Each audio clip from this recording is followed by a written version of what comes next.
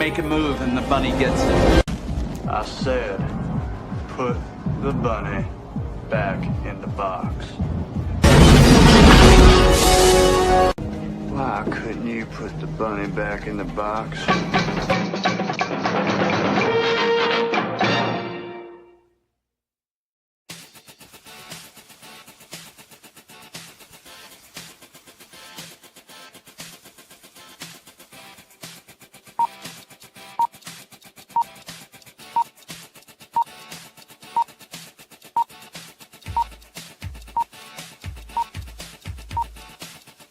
It's showtime.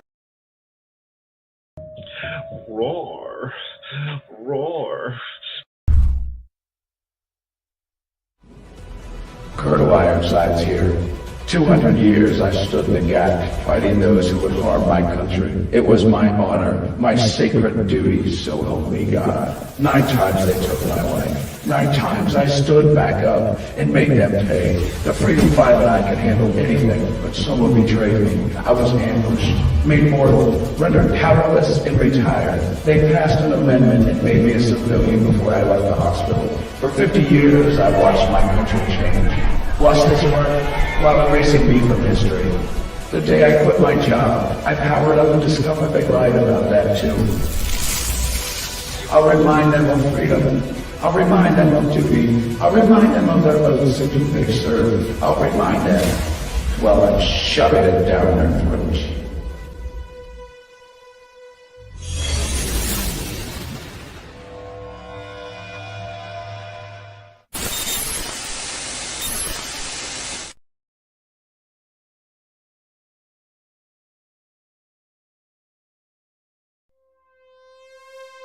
You think you are free, that your decisions are your own. Tell me honestly, did you really choose this path? Or was it chosen for you? Your father, with every triumph, every failure, was it not his decisions that brought you here? Has his path not sealed your own? Marked out in golden bricks below your very feet. The path is set. Keep your head up. Keep your weapon loaded. Follow the battle brick road.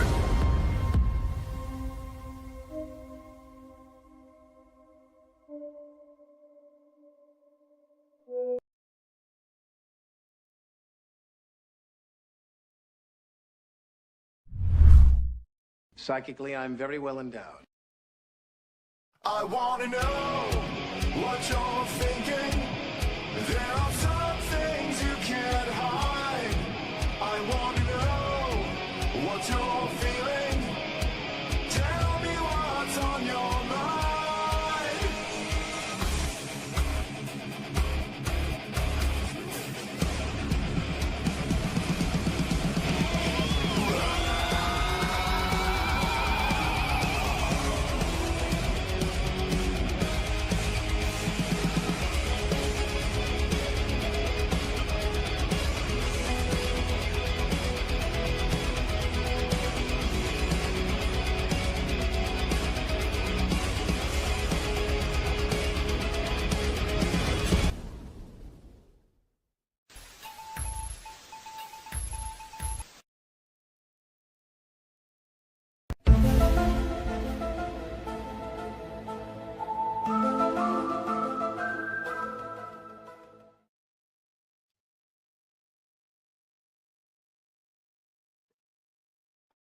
Hey there, everybody. Welcome to Monday's show, the Gen X Files. Back at our Monday slot. We took 1 week off there and did something different. What's up, Wookie? I guess we got one in the chat. What's up, dude? Well, I'm going to talk to somebody. This is his very first stream.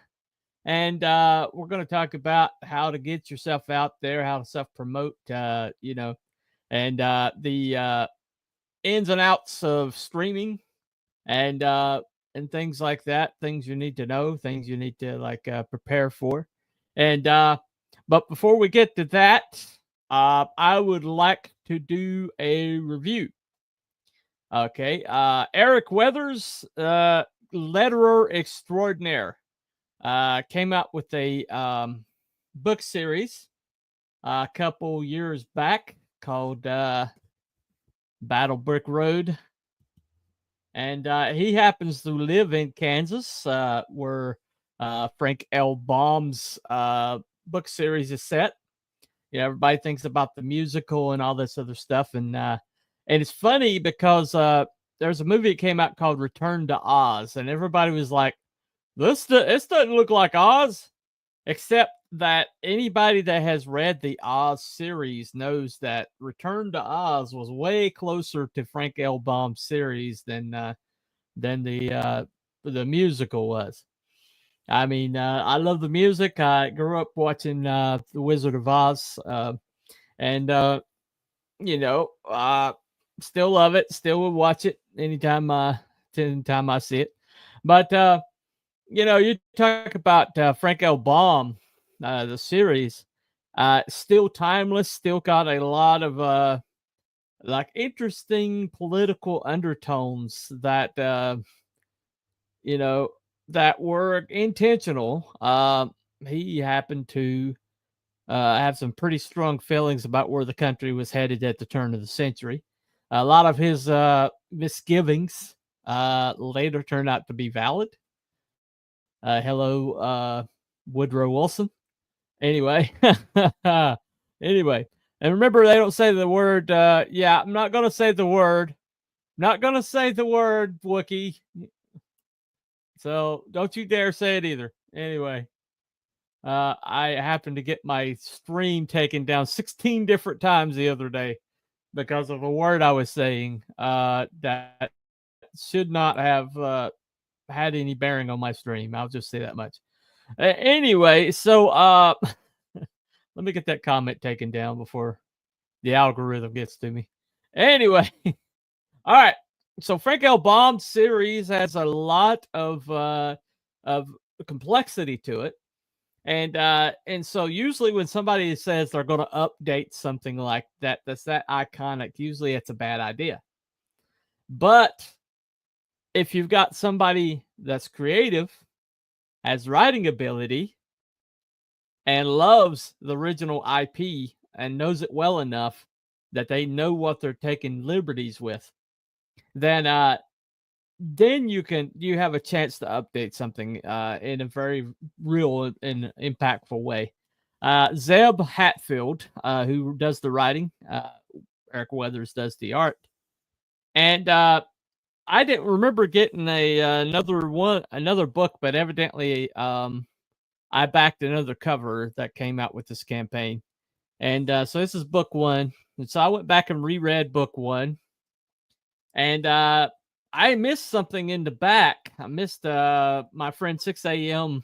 He did a chibi comic in the back that I either missed or it wasn't in the original. I still have yet to look up to find it. I can put my hands on it pretty easy. But it's just a really, really cool update to the series. But this first book, I had a problem with it ending about two pages early. They dropped it off at a real awkward point, and that was the only problem I had with it. I love the update. I love the new Oz. I love the political undertones. I love the mystery at the heart of it. I love the dystopian that Earth has become. So they even changed Earth to suit to create a brand new world. And so I liked it. I really, really liked it. And so I was really I only had that one flaw that I thought, man, it ended too early. It just ended like 2 pages too early. 2 more pages on the end of that. And I thought it would absolutely have knocked it out of the park. but I really liked it. And so when I got when Battle Brick 2 showed up, I backed it. I didn't back it on day one, but I did back it as soon as I was able to, because I really was interested in see where they went with it. And I was very I will have to say that hold on a second. It was a giant squid crying out loud. Yeah, all right. Yeah.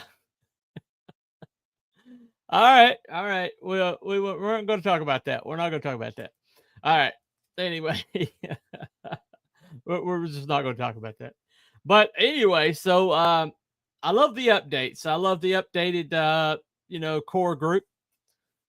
She updated the Scarecrow to a kind of special forces sniper, but strange guy who's like really hard bitten, and you can't tell if he even likes Dorothy or not, or what his real motives are. And he's a really fun character. And then the Tin Man became like a robot that's discovering or trying to it had a moment where it was murdering somebody, and it had a moment of conscience, and now it's kind of pursuing its own humanity. Then you had the Cowardly Lion, which was a what was called a quadling, half lion, half man, and he evidently ran away from the fight, and now he's trying to get his mojo back, and so it's just this great core group of people, and Toto is a probe, or a what are those called? Those airborne things. He's a what do those call those things? Drone. He's a drone, but he's a very advanced drone. It has unique properties that you don't quite. He kind of like pulls things out all the time that she didn't know about. Built by her father, and the whole thing is a mystery, looking for her father. The art is awesome. There's some really amazing images in there. I mean, that's definitely worth the price of admission. If only for the Scarecrow. Look at that dude. Look at that dude right there. Come on. That's just coolness right there. But do I think that he should have took those 2 pages and added them onto the previous book? Yeah. I do think it would have helped. But I'm glad to have those 2 pages, and yeah, it just worked out real well. Both of these books are high recommends for me.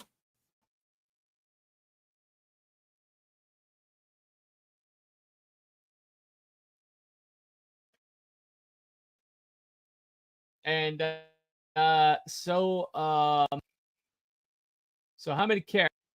All right. So out of 6 carrots, hold on.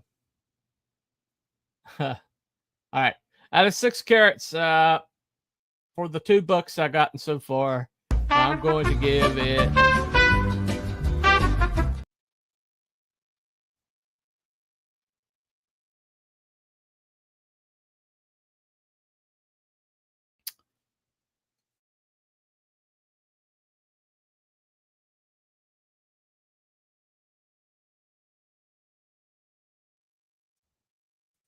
There. So I'm going to give 5 carrots. Just a great series. I highly recommend it. I've got it in the description, the link to the website where you can pick it up.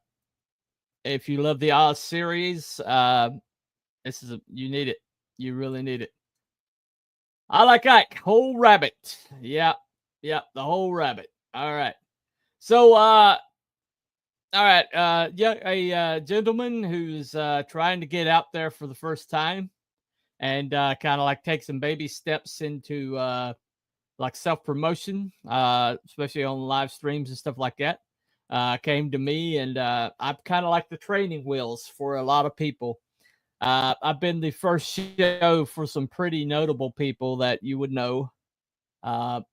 You know, people that might not want to be associated with my show anymore, but let's just say that I've been the training wheels for a lot of people to get their first, dip their toes into the streaming, the whole streaming thing, and so this it's one of the things I enjoy doing. I enjoy helping people out, helping people kind of like find their way. And hold on a second. I like the dancing carrots. Reminds me of driving movies. So I'll go to the movies. Yep, that's exactly the vibe I'm going for. So that's the reason why. So let me bring this gentleman on. So welcome to the rabbit hole, Mr. Tony Petry. How's it going? It's going, man. It's going. Yeah. If people are wondering why you don't have an image yet, you're still working off of your phone. You plan on having a laptop for live streams later. Pretty quick, isn't that right? Yes, sir. So yeah, I suggested this going off the icon tonight. You'll see his handsome face one of these days. Just not tonight. But anyway. I don't know about handsome. I may break the camera. Well, there you go.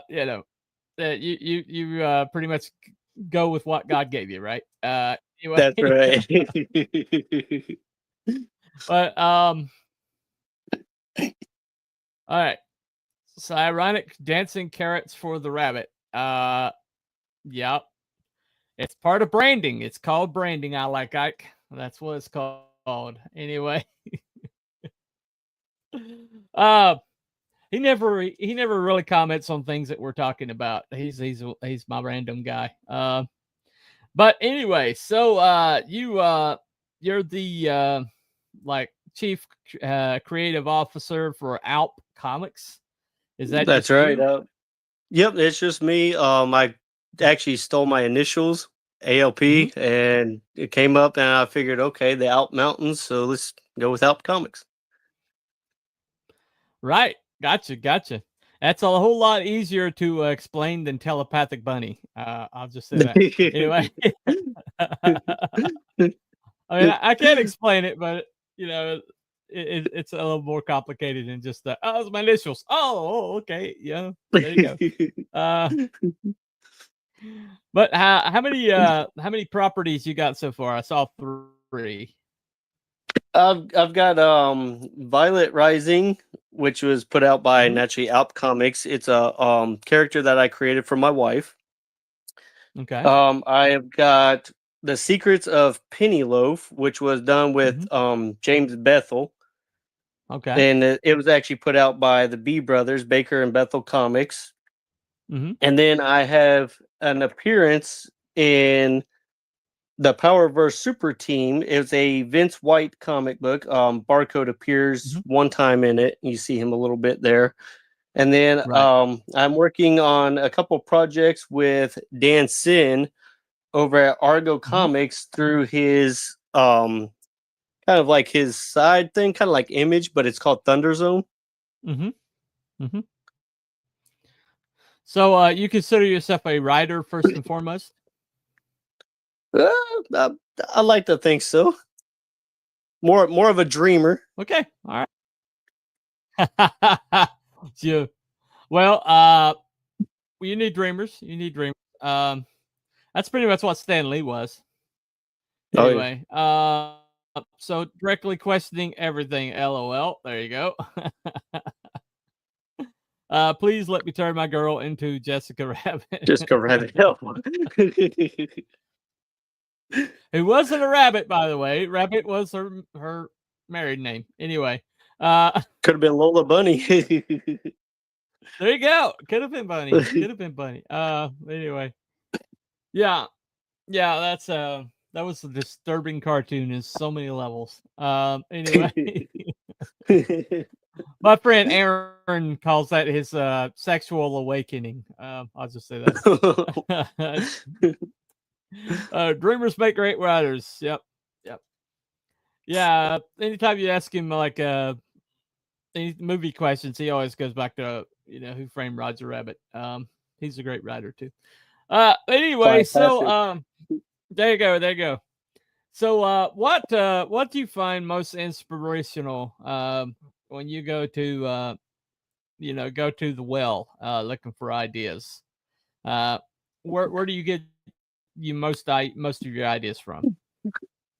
Just a lot of times, this may sound weird, but a lot of times when I'm in bed asleep and they just pop into my brain, I try not to wake up the wife or anything, and I just try to write stuff down. Sometimes I accidentally wake her up and she'll be like, "Honey, what are you doing?" It's like something just popped in my mind. Just every day I just get ideas just pop into my mind, whether I'm at work or asleep, sometimes even in church. I know you shouldn't be getting in church, but sometimes it's like, hey, I could use that verse in a comic. There you go. No, I mean everything, pretty much is grist for the mill. But one thing about that is your subconscious is, especially as a writer, your subconscious is like working all the time, and a lot of times you don't know what your subconscious is working on. But a lot of people, they kind of get existential with it, as to where we get our ideas from. I think Karl, not Karl Marx, no, not the other Karl, the psychologist. There's Sigmund Freud, and then there's the other guy. He was actually an assistant of Sigmund Freud at one point. Anyway, but he believed in a collective unconscious that all humanity shares, and that we're all like dipping from the same well, or we're all from like tuned into the same frequency. He was pretty much describing like the Holy Spirit without describing the Holy Spirit, and there is a creative force in this universe. As Christians, we think we are tapping into the God energy, pretty much. It's in the description, Wookie. It's in the description, my friend. We'll talk about it shortly. I have what the doctors call as a disability. Don't make fun of the disabled. Far be it from me, Ike, to make fun of the disabled. Anyway, so like walk us through what exactly is barcode? Go ahead. So barcode was created years ago, back in probably I'd say around 2006, maybe a little before that. Just one day I was working at a factory that I was working at, and the machine just started messing up, and my ideas just kept going through my head like, oh, this is kind of cool. I could come up with a story. And then we was putting barcodes onto the product that had to be sent out. So the barcode machine was messing up, and it started getting all over me and all over everybody else that was working on it. And I'm like, oh, what if I made a character that was working at a factory? Some kind of alien technology with lightning had struck the machine, hit him, and then the barcode infuses into him, and he becomes kind of this human alien being superhero that can like go into barcodes, and then every barcode that he goes into can turn into some kind of dimensional portal. Okay, well, there's barcodes on everything, so that's pretty powerful. That's pretty powerful power there. I actually have a character that is he is so there's these twin brothers, and they're both black gentlemen, and their father was actually a superhero who died in the line of duty, and kind of, so one of them, both of them kind of like pursued the wrong side of the law. But one of them is more along the side of social justice, and the other one was just pretty much a corporatist monster. But you got one that wears black. He calls himself Blackjack, and he's the good guy. And then you have his twin brother named White Noise, and Elijah and Elisha. Those are names, right? Oh, that's cool. And so he dresses all in white all the time, but he is evil. Okay, he's just evil, right? But they're twin brothers, but one of them took the death of the father and kind of made him more heroic, and the other took the death of the father and decided to become a supervillain. Mad at the world. And but one of them, Blackjack's power is that he's on radio stations. The signals for radio signals are basically energy, and he can basically become his own broadcasting station, his own, like a pirate broadcasting station, and he can also convert that energy into power, back into the power, so he can do power blast, right? Now, but his brother, while he's on the dial, he'll come back. But while his brother is on the dial, White Noise is between the dial. White Noise's power is in between. And he can like travel through the static. That's why I was thinking about that when he mentioned barcode. But it's amazing how, just a stray thought about yin and yang can create something entirely different. Anyway, are you back? I'm back. I don't know what happened there, but I'm back. Hello? There you go. We're back. All right. All right. Don't know what happened there, but I'm back. All right. No problem. Like I said, this is going to be the first stream you've done, so you're going to discover all new problems, all new challenges. You don't know what you're going to do until you do it, right? So that's right. Right. But I was just saying that White Noise can travel through static. Oh, that's cool. Yeah, so while Blackjack is on the signal, White Noise is between the signals. And so White Noise has an alpha. It's an alpha wave. So he can actually change. He can work on people's minds. He can pretty much manipulate people to do what he wants. And nice. And so he's pretty much behind all media in this world. He's kind of like that makes sense. Yeah. So like I said, he's evil. I said he's evil, right? That's right. There's your fake news. You don't get much. There you go. As a matter of fact, there's this really scary scene that I've got written where he has to straighten this chick out who's not getting with the program and not like basically following the pre-approved narrative that he's put out. And so he comes has a conversation with her and like gets her back on board and just scares the crap out of her. This guy's like seriously scary. I can't wait for people to meet him. But so you obviously that's great. That's like one of the best lines I ever wrote. I was doing this mindless physical job, and I was just like, when you do a mindless physical job, you basically escape into your brain, right? That's right. And so you'll just be like going along, you're doing this other thing. It's like tedious. Doesn't really take you a lot of mental acuity to do it. It's just repetition. And then suddenly an idea will just pop in your head, while you're en route or whatever. And I had like one of the best lines I've ever written just pop into my head. And fortunately, I was like able to get it memorize it, so I was able to recreate it later.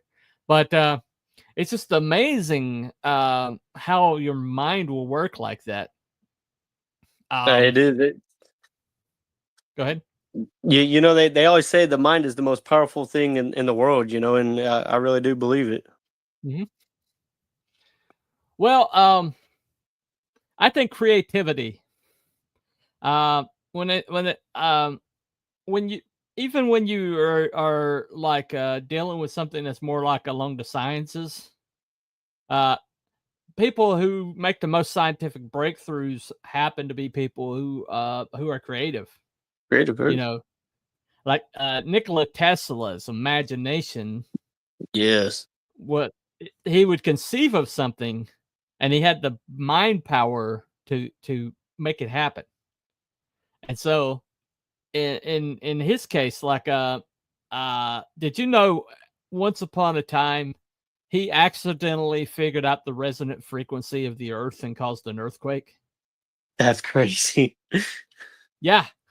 And he erased all the data, erased everything because it terrified him that he caused the localized earthquake. Yeah. Because he figured out the resonant frequency there that and so things like that happen when you've got that kind of creativity where you're like, you got to be able to see the problem before you can come up with the solutions, right? And Sure. and I really think that writing in itself is you start with a thesis statement, right?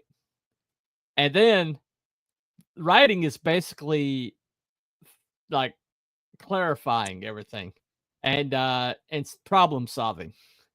And so it's like, okay, this is where I want to wind up, or this is where I want to start my journey. So how do I get from A to B, right? Right. And what I think bad writing is when people like they don't like they try to go straight from A to B. They try to take your shortcut from A to B. That's when you get bad writing. It's Right. like, okay, And unfortunately, you starting to see a lot of that in the big two, you know, like Marvel and DC. A lot of them, they'll start with this point and it's like, okay, this is cool. And then you think it's going to build up to something and it just fizzles out. It's like, whoa, wait a minute. What just happened here? Like, where'd it go? right. This could have been so epic, but then they just like killed it. Yeah, because they couldn't let it go. They couldn't let it be. They couldn't they had like it built into their brain where they wanted it to go, and it was going to get there come hell or high water. Mm-hmm. Even if they had to twist the characters, even they had to twist the world, even they had to twist the very same rules that they set, they're going to get it to this prearranged goal that they have in their head, you know. And when you do that, you just basically you're not writing anymore. What you're doing, I don't know what you're doing, but that's not creative writing. That's more like pamphlet writing, you know, or sermon writing, you know. Right.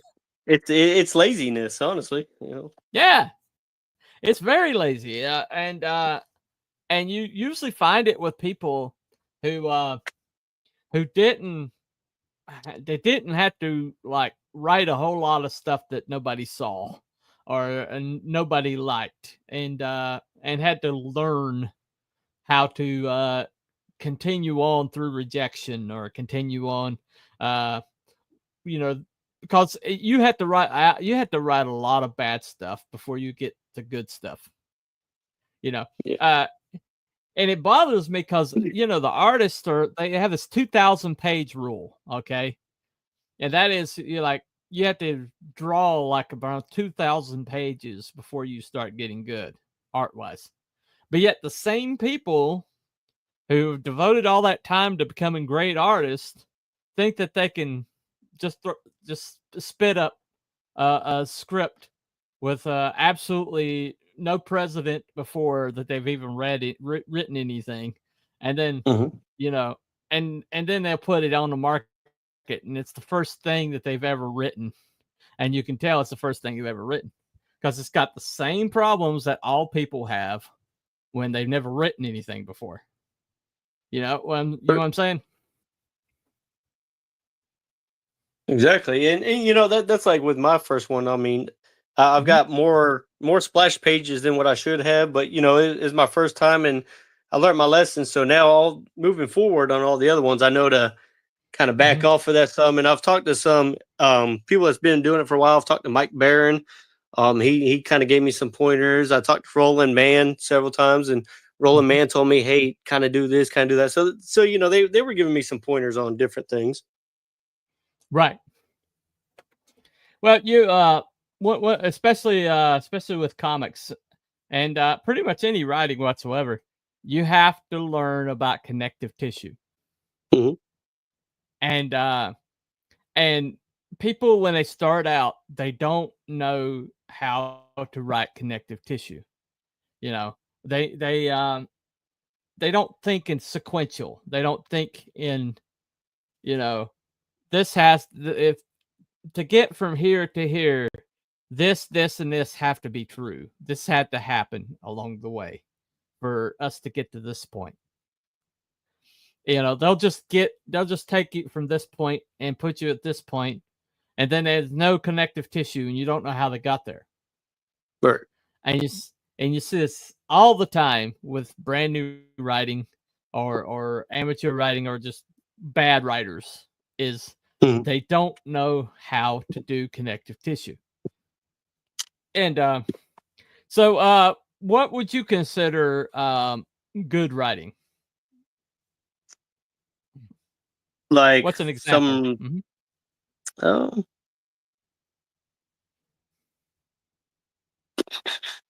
As far as modern novels or comics or just anything? Any medium. I'm just saying, writing in general. What would you consider an example of good writing? Mark Twain. Mark Twain. That's interesting. Mark Twain. Which book in particular? I gotta say anything. I mean, anything the man done, he's, in my opinion, he's knocked it out. Same way with Ray Bradbury. Ray Bradbury could do fantasy. He could do. I mean, Ray Bradbury was even writing TV shows. So it's like Ray Bradbury is another perfect example. The man Richard could do Matheson. anything. Richard Matheson. Yeah. Yes. All those Twilight Zone guys. All those guys that wrote Twilight Zone. Oh yeah, Alfred Hitchcock's, all them guys. Yeah. Oh yeah.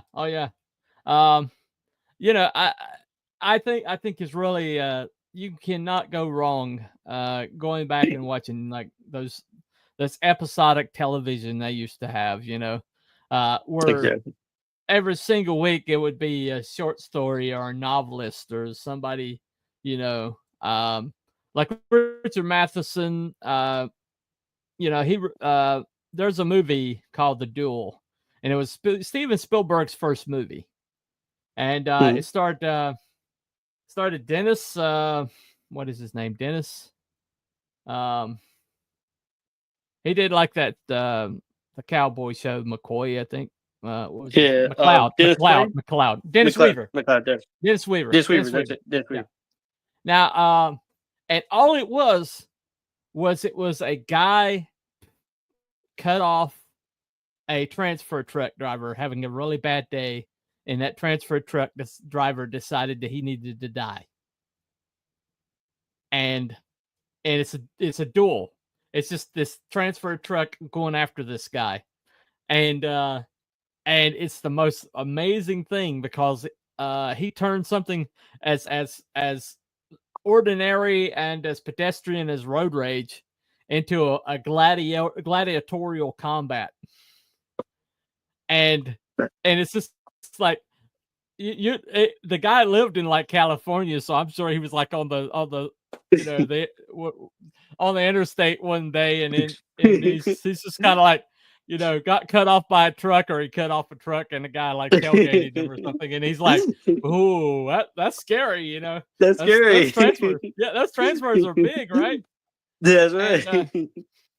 And the movie's great, but the short story is great too. The short story is awesome, and it all just and there's a pace to it. There's a tension to it, and Steven Spielberg kind of like managed to capture that. You know, we kind of got his glimpse of what he would become, but but that's like good writing can beget good projects, further down. Oh, yeah. And in whatever medium you can transfer it to. You start out with good writing, eventually you'll get you can get good products, but you have to start with good writing. Go ahead. That's right. Well, and that's like with War of the Worlds, back when that was on the radio. Even Orson Welles doing the voice of it, he made people believe it so much that they was actually jumping out windows, killing themselves. I mean, that man's voice with the amazing writing just made it so much believable.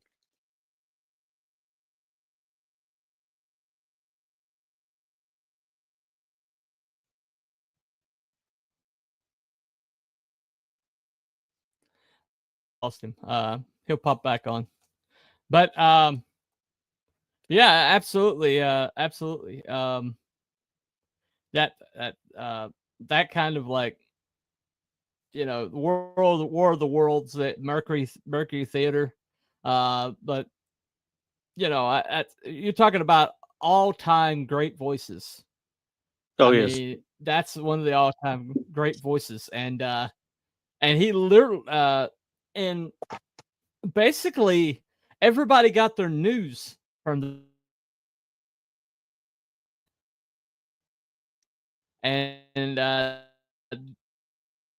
for a lot of people, that was their only view to the world.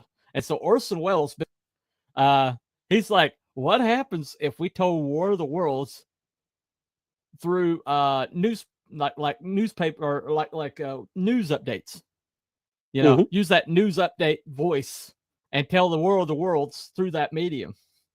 And you're right. There's people literally like ready to shoot their kids, because they're thinking they're being invaded by Mars and they didn't want to get taken. There's all sorts of crazy stories, but it just all started with great writing. Yep. Hold on 1 second. What do you want, Wookie? Hello, Bunny. I'm stalking you, Bunny. Uh-oh. Why not? I actually found the broadcast, Orson Welles broadcast, on the internet. I was able to download it. It's freaking awesome. It's pretty freaking awesome. But they do have a disclaimer. Yeah, they do have a disclaimer at the very beginning of the whole thing. Right. And if you miss that first few minutes of the broadcast, it's I can see it scaring the hell out of people. Oh yeah. Well, definitely. Well, that Mercury Theater, they were so good at the Foley stuff, the sound effects. Yes. That they came up with like some brand new sound effects that nobody had ever heard just for that broadcast. Nice. And because Orson Welles is like, it's got to sound otherworldly. It's got to sound like nothing that we've heard on the planet. It's like, we've got to get a brand new. And so they came up with it, and suddenly you got people like literally like, oh my God, we're being invaded! Oh my God! We're all no kidding. Yeah, it was written just superbly. Oh yeah, all in the writing. Yeah. Go ahead. You were saying something, Tony? Oh no, I was agreeing. All right, I was agreeing with you on it's all in the writing. Well, and that's like another thing that was great writing too, that Orson Welles had also done too, was when he did the Shadow on the radio. Everybody always talks about like Alec Baldwin. Like Alec Baldwin was nothing compared to what Orson Welles was as far as the Shadow. He made it believable. Yeah, as the voice. Absolutely. His Who portrayal. knows what evil lurks in the hearts of man? The Shadow knows. Exactly. Exactly. I mean, his delivery was so epic and iconic that even comedians had him in their movies. Mm-hmm. Yep. Oh yes. And he did it. He was in freaking Mel Brooks's movie, History of the World. Narrator. It was great. Yes. Yes. I mean, he was in a bunch of other movies. He even did the Muppet movie. Yes, He did. Love it, yeah. He was even in Treasure Island. Yeah. Yeah. But and just his delivery was so great. You know, he just iconic. They consider he did like the speech of the Reverend in a version of Moby Dick that some people say might be the best recorded speech of all time. But one thing I love about him was he looked around to find the meanest, scariest SOB in all of media and decided to basically create a hit piece on him. You know, he's like, who's the scariest person that nobody would ever, do a hit piece on? Oh yeah, that's the guy. You know, That's good. Yeah, that's the guy. And it ruined his. That's why nobody knew Citizen Kane was any good, because it was buried. They buried that. What was that guy's name? Gosh, it just slipped my mind. Big newspaper guy, the scariest, maybe the most powerful media figure on the planet. Hearst, Randolph Hearst. Yeah. Randolph Hearst. Yeah. Hearst. Yeah. And he just was fearless with it. And it cost him. I mean, it cost him. You did not mess with that guy. And he messed with him. He messed with him bad, you know. And it really set his career back. It really set his career back. Now everybody's like, best movie of all time, Citizen Kane. Yeah. You know. He created like almost 70 different shots that nobody had ever used before in that movie. Completely, totally changed, revolutionized, movie making. But it was buried for years because, Randolph Hearst got butt hurt. So the most powerful media mogul in the world got butt hurt. There we go. So we're talking about somebody whose newspapers circulation was down, so he created his own crime rave. Yeah, I think I remember hearing something. Look about it up. that In Chicago, he created a crime wave. Yeah, in Chicago to sell more papers. Circulation up. Yeah, for one summer, Chicago thought it was burning to the ground because he created a crime wave just to raise circulation. And my golly, they're still doing it, right? They're still doing That's it. Right. He's the beginning of all that shit. He even created his own war. With the whole Cuban-American War was created by Randolph Hearst to increase the circulation. Yep. Wow. Yep. We had this POS old geriatric ship in the Havana Harbor that had a bad boiler that blew up, and he blamed it all on the Cubans. Blamed it, yeah, the Maine. And suddenly he's like, remember the Maine, and suddenly you got Theodore Roosevelt, going up San Juan Hill and down there in Cuba, and that was all Randolph Hearst. It was all. Yeah. I mean, we think wagging the dog bad now. We think of idiots. Yeah, wag the dog, right? Tail wagging the dog. But that's the thing about like writing. When you talk about writing being such a powerful force. And we've seen how bad pop culture has gotten in the last 20 years.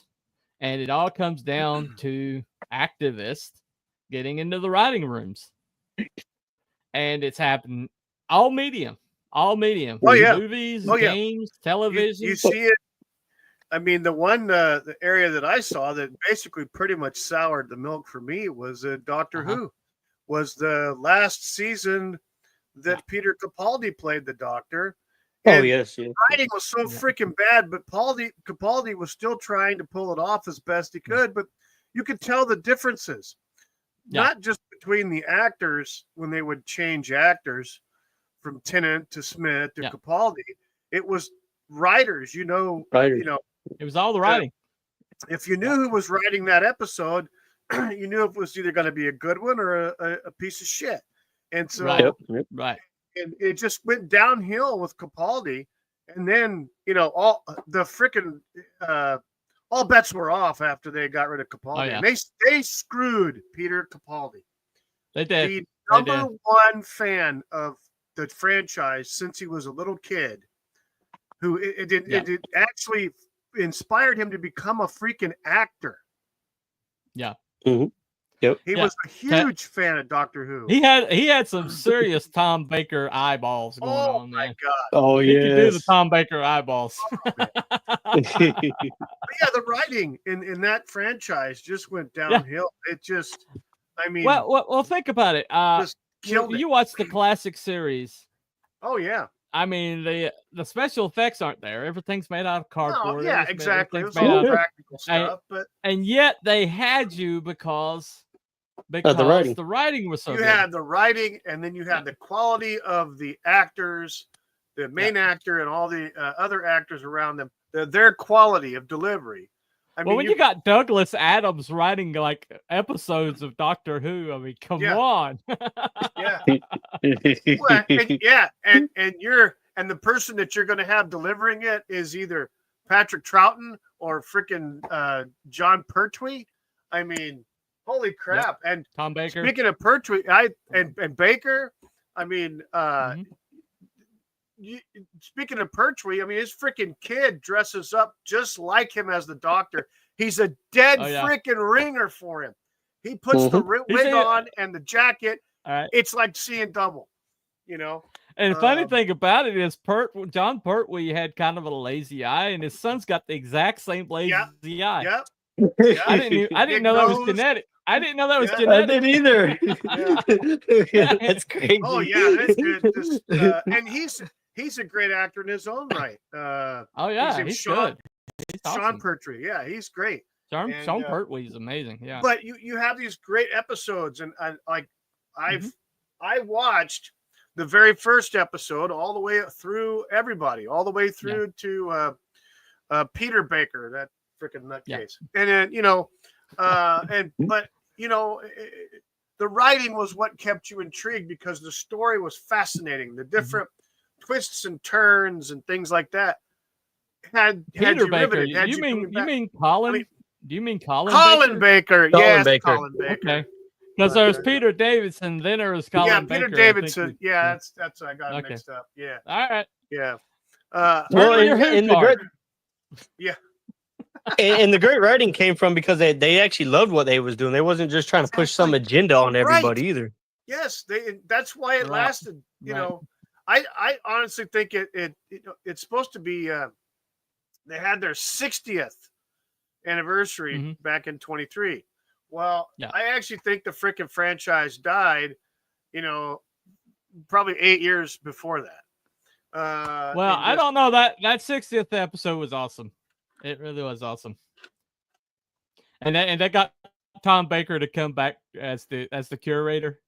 No, you're talking about the 50th. The 50th, which was done 50th, before Capaldi. Okay. Yeah, the 50th. Okay. I got that on DVD. I didn't know there was a 60th. I didn't know there was a 60th. Well, yeah, because I've been so no one checked out. gives a shit about, no one gives a shit about it anymore. I've been so checked out. No one cares. No one cares about the 60th. But that's the thing, though. It doesn't matter. It doesn't matter if they got better special effects. It doesn't matter if they got more money to throw at it. All that matters is once the writing goes away, then you lose the franchise. Yeah, everything is based on the writing. They inserted an agenda, a political point. Yeah, and the writing was subpar, but it was surrounded or it encompassed those political points, and it just went downhill from there. And it just, that's what drove fans away. Outside of all the name calling by the freaking actor and all this other and the showrunner and people, doesn't help. Doesn't help. No. So Tony, what's your favorite your instant buy. When you see something hit the market from this particular IP, that's kind of like your bag. That's your thing. So what would you say that's your favorite IP?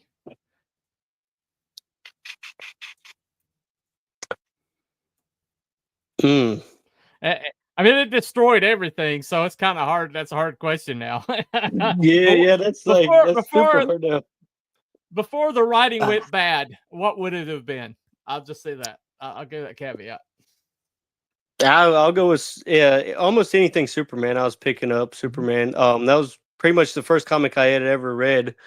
My dad had actually got me started in comics. He bought me my first 3 comic books, which was Superman, He-Man, and Archie Comics. And from then on, it's just I had fell in love with comics ever since.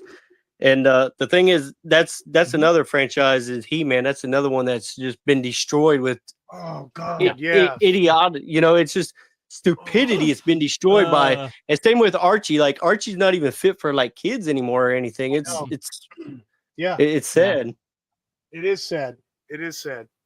And it's like the problem with these IPs getting destroyed and then they maintain this destructive behavior is because all of this shit was subsidized by venture capitalists. This wasn't studio money banking on you, making them money. No. The money came from somebody who didn't give a shit, but they wanted you to push their agenda, and they're going to go ahead and give you a slush fund to do it. You're right. So, did you guys enjoy? Did you guys enjoy finding out that we were the ones that paid for it through USAID? Anybody enjoy that? I'm not surprised.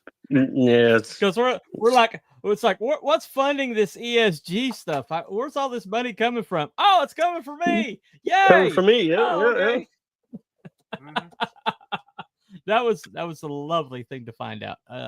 Really, really lovely to find the thing. Anyway, all right, Tony. This is your first stream, dude. Coming up on the end of it. So what do you think? You think you can do this? You got this? I think so, and I greatly appreciate you having me on the channel too. I really do. I appreciate it, and I want to thank my buddy Ken Bowden for telling me to get with you on it too. So yep. Oh yeah, I love absolutely brand new streamers, brand new creators. I like helping people get their feet wet. And I consider this kind of like a, everybody's show. I've told people before that, when people are like, is there any shows I can go on? And I'm like, well, I'm the default dude. You need a show to go on. The answer is yes. Okay. Yes. The answer is pretty much yes. I love having people on. I love pushing people's stuff. And you planning on maybe doing some campaigning or? I'm hoping to. Hoping to get a couple of them done. I need to get with a couple people on to fund my comics and stuff. I know with Thunder Zone we're not doing a Kickstarter on this one, but I think on the next one or something, I think we may be doing a Kickstarter on that one. I'm not really sure yet. I got to talk with Dan on that. But coming up this month on the 26th, I'm actually going to be at a Comic Con. It's Brick City Toy and Comic and Toy Show. And then May 3rd, which is Free Comic Book Day, as we all know, we're doing another one called Comic Fest, and that will be at the local mall. So, okay, cool, awesome. Anything you can do in person, I highly suggest people get out and touch grass. I went to a comic convention this weekend. Didn't really have a lot of money to throw around, but it was just awesome to be able to be among nerds. I mean, yes. People letting that nerd flag fly and just being whoever the heck they want to be in the moment. And when you walk by and there's like there's a Mandalorian with Grogu sticking out of his satchel, and then it's like, there's a manga chick, and that's nice, I just love the environment because it's just like nobody bats an eye, nobody cares, there's exactly. it's just like this perfect little microcosm of people just there to just enjoy the moment, enjoy things that they like, things that they love, things they enjoy. And absolutely, they're a lot of fun. They are a lot of fun.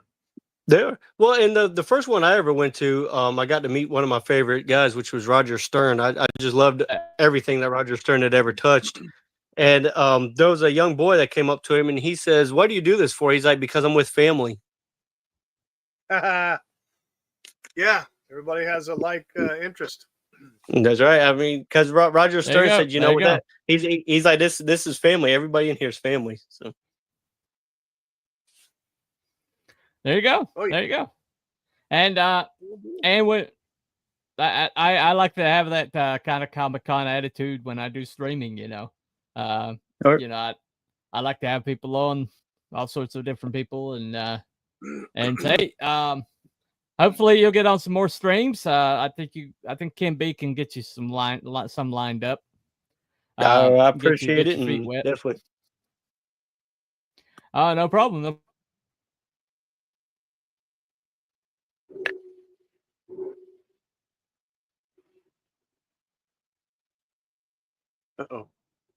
Uh-oh. What happened? Bunny Absolutely glitch. Awesome. Well, Bunny, did you glitch? Buddy. You're glitching, Bunny.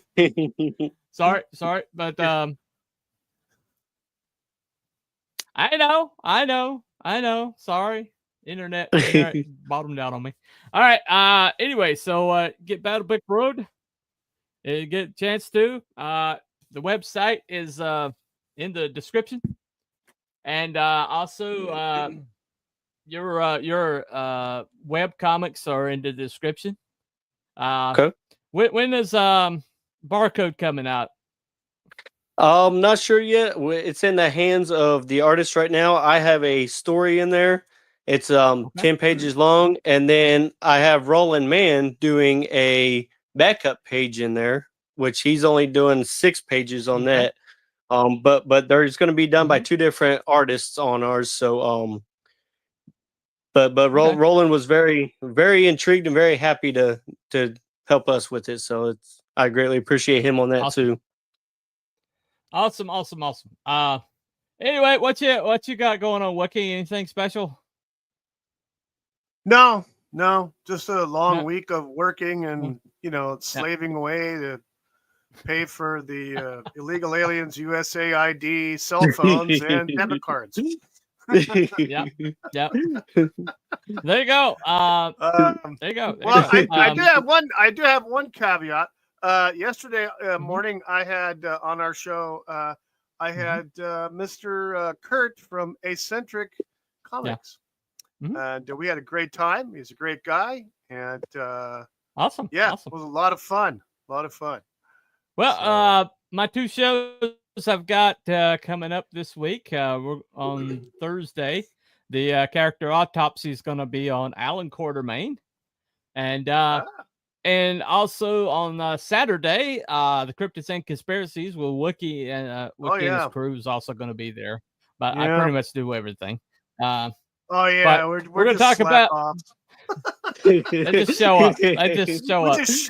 And talk about. He's throwing you to the wolves. I know, right? Talk about parkours the whole entire time. But anyway, definitely do not say the word KRAKEN on the stream. Hey, don't spell it either. Don't spell it either. Well, we definitely don't say it because that triggers YouTube's algorithm. Bad idea. All right. Well, but on the Cryptids and Conspiracies on Saturday night, we are going to talk about the Hindenburg disaster. That's right. That's nice. Was it a tragedy or sabotage? An inside job. Could be sabotage. There was a movie. There was a movie made about that too, back I think in like the 80s or something like that. About the Hindenburg maybe being it was an actual movie. Well, there's a lot of shady stuff with the guy who did the Spruce Goose. What was his name? Howard Hughes. Howard Hughes. Yeah. Howard Hughes. That's psycho. Yeah. Howard Hughes and Pan Am really took off after Hindenburg blew up. So Anyway, a guy with up to his eyeballs with the, involved with the CIA, and suddenly the Hindenburg was. Yeah, exactly. Anyway. All right. Yeah. Anyway. Not that our government would do something shady like that. No. No. Sure. I like Ike. Not at all. Ike, how's it going, Ike? What's up, Ike? Anyway, so thank you for coming, Tony. Thank you for coming, Wookie. We're gonna call that a night to Gen X Files episode in the can. Oh yeah. The show that's from the perspective of the people who were there when pop culture was written, and hell yeah, so the drive-in theaters. We know the pop culture. Star Wars in 1977 in the summer, baby. There you go. we were there. Anyway. There. But thank you all for coming, and we will see you next time. Follow the White Rabbit, and have a very good night, everybody. See you. See you. Thank you.